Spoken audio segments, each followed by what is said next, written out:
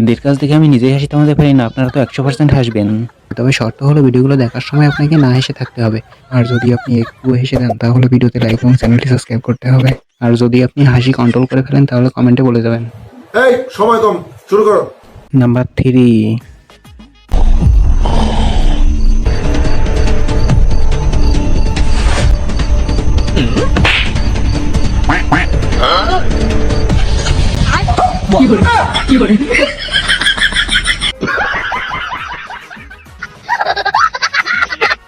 Number 2।